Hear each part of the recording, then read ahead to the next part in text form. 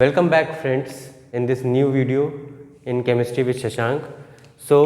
आज का ये वीडियो किसी भी टॉपिक पे नहीं ले रहे हैं। आज का वीडियो एक बहुत ही इम्पोर्टेंट जो क्वेश्चन आता है, मतलब जो पूछा जा रहा है, मतलब बहुत से बच्चों की क्वेरीज है कि if some question comes in medicinal chemistry, उनको समझ में नहीं आ रहा उनको कंटेंट में क्या क्या लिखना चाहिए। तो आज इसी टॉपिक को समझ लेते हैं कि कोई भी अगर क्वेश्चन पूछा जाता है मेडिसिनल केमिस्ट्री में यूनिवर्सिटी एग्जाम में, so how to write, what are the contents, what point should be included in that answer। तो सपोज करिए कि कोई भी क्वेश्चन आ जाता है। क्वेश्चंस बहुत टाइप के आते हैं यूनिवर्सिटी एग्जाम में कि write a short notes on किसी भी class of drugs, for example anti diabetic drugs पे या एंटीबायोटिक्स पे लिख दीजिए, या फिर एंटी इन्फेक्टिव एजेंट्स पे लिख दीजिए, एंटी हाइपरटेंसिव ड्रग्स, ऐसे करके मल्टीपल क्वेश्चंस आ सकते हैं। उनमें शॉर्ट नोट्स लिखने को आ सकता है। कभी कभी किसी पर्टिकुलर ड्रग के बारे में पूछ लेते हैं कि write a note on propranolol या write a note on penicillins. तो ऐसे करके क्वेश्चन, तो वहाँ पे हमें क्या क्या पॉइंट्स पुटअप करने होते हैं, किस तरीके से अपने आंसर को लिखना होता है, वो आप समझ लेते हैं। तो मैं रेकमेंड करूँगा कि हमारे आंसर को जनरली आप 5 पॉइंट्स में 5 तरीके से 5 सब हेडिंग्स के अंदर कंटेन करिए पूरी तरीके से। So let us see what are those points are. First I would recommend कि आप एक ब्रीफ इंट्रोडक्शन लिखिए। अब ब्रीफ इंट्रोडक्शन का मतलब होता है कि सपोज करिए कोई भी क्लास ऑफ ड्रग है, एंटी डायबिटिक है या एंटी हाइपरटेंसिव है, तो आप उस डिजीज़ के बारे में पहले डिफाइन करिए। एंड सबसे पहले क्या चीज़ होती है कि हमें वो डिजीज़ ज़रूर पता होनी चाहिए कि जिसके बारे में हम लोग ड्रग बना रहे हैं। तो डायबिटीज़ के बारे में लिखिए, डायबिटीज़ मेलाइटस क्या होता है, कैसे होता है, कॉज क्या है, कौन सी सेल्स को जाके प्रॉब्लम क्रिएट होती है, किसकी वजह से क्या क्या होता है, फिर उसका बॉडी में साइड इफेक्ट्स या बॉडी में इफेक्ट क्या होता है, what ever knowledge you can give about that drug, और उसका बॉडी में प्रॉपर मैकेनिज्म क्या होना चाहिए, बट वो मैकेनिज्म फेल हो चुका है बॉडी का, and then that's why we are moving towards the medication. कोई ड्रग थेरेपी देनी पड़ रही है उस चीज़ को ठीक करने के लिए। तो वो आई वुड से कि 5 से 6 लाइन का एक आपका इंट्रोडक्शन होना चाहिए, जिसमें उस डिजीज़ को डिजीज़ या उस टारगेट रिसेप्टर को जहाँ पे वो दवाई काम करने उसके थोड़ा सा फोकस करके उसके बारे में लिखा करेंगे। तो 4-5 पॉइंट का आप 5-6 लाइन्स का एक बढ़िया सा इंट्रोडक्शन तैयार कर लीजिए, और उस डिजीज़ और उस ड्रग टारगेट के बारे में आप थोड़ा सा एक्सप्लेन करिए। सेकेंड पॉइंट आता है आपका क्लासिफिकेशन का। अब क्लासिफिकेशन में आपको ड्रग को क्लासीफाई करना है। अब ड्रग्स की कैटेगरी है जो जैसे एंटी डायबिटिक है, उसकी 4-5 क्लासेस हैं, सल्फोनाइल यूरियाज, बाइगोनाइड्स, ए अल्फा ए कार्बोसाइडेज इनहिबिटर्स, ऐसे करके तो वो क्लासेस होती हैं।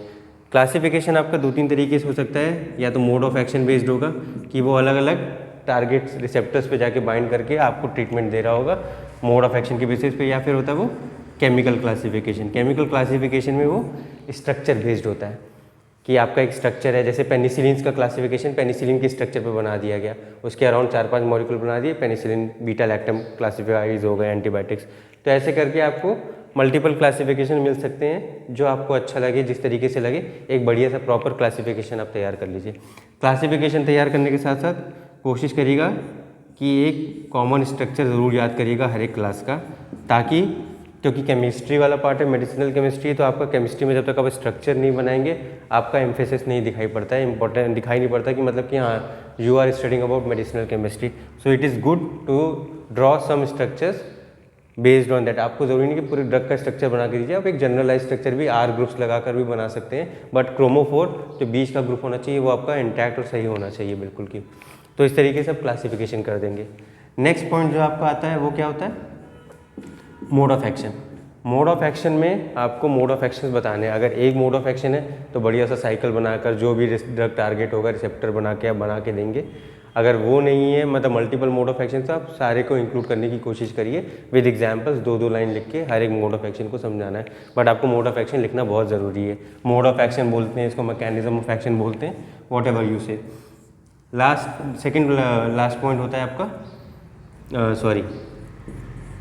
आपको लिखना है सार के बारे में, स्ट्रक्चर एक्टिविटी रिलेशनशिप। अब आपकी स्ट्रक्चर एक्टिविटी, क्योंकि हमने एनालॉग्स बनाए होंगे अलग अलग क्लास के, तो स्ट्रक्चर एक्टिविटी रिलेशनशिप लिखना बहुत बहुत बहुत ज़रूरी है। तो हर एक क्लास को जैसे जैसे आपने क्लासीफाई किया होगा, हर एक क्लास का अलग अलग स्ट्रक्चर एक्टिविटी रिलेशनशिप होता है, वो आप इंक्लूड करिए। अगर मल्टीपल 5-6 क्लासेज हैं तो 5-6 क्लासेज के ऐसे लिखना तो थोड़ा टीडियस जॉब भी हो जाएगा और बहुत लंबा आंसर भी हो जाएगा, आपका टाइम बहुत खींच लेगा। तो किसी एक या दो इंपॉर्टेंट क्लास के भी स्ट्रक्चर एक्टिविटी रिलेशनशिप आप शो करके आप ड्रॉ कर सकते हैं और लिख सकते हैं 5-6 points minimum. Structure of activity relationship में 5 पॉइंट तो लिखिएगा, जिसमें से 3-4 पॉइंट आपके एक्टिविटी को बढ़ा रहे होंगे और एक आध पॉइंट ऐसे लिखिएगा जो एक्टिविटी को डिमिनिश कर होंगे, ऐसे ग्रुप्स के अटैचमेंट को। इस तरीके से आप ऐसे लिखेंगे। नेक्स्ट पॉइंट में आप क्या लिखेंगे, सिंथेसिस के बारे में। किसी भी एक ड्रग का कोई सिंथेसिस, उस क्लास के किसी एक ड्रग को सिंथेसिस दिखा दीजिए उसका, इजी सा कोई सिंथेसिस 2-3 स्टेप का 4 स्टेप का करके आप वो आप बना दीजिए। थोड़ा इम्पैक्ट पड़ेगा आंसर में, बिकॉज मैंने फिर बोलूँगा कि मेडिसिनल केमिस्ट्री जब तक आप स्ट्रक्चर्स ड्रॉ नहीं करेंगे, आप केमिस्ट्री वाला पार्ट नहीं शो करेंगे, कोई सेंस नहीं बनता उसका। और लास्ट में फार्माकोलॉजिकल और फार्मास्यूटिकल यूजेस उसके आप लिख दीजिए कि ये ड्रग कौन कौन सी डिजीज़ में टारगेट करने में यूज़ करते हैं और क्या क्या होता है। साइड इफेक्ट्स लिखना है तो लिख दीजिए, नहीं तो कोई ज़रूरत नहीं है केमिस्ट्री के पोर्शन में। अब यही सेम चीज़ें आप क्या कर सकते हैं, फार्माकोलॉजी में यूज़ कर सकते हैं। अगर फार्माकोलॉजी में भी क्वेश्चन आता है, because they are like counterparts of each other, medicinal pharmacology.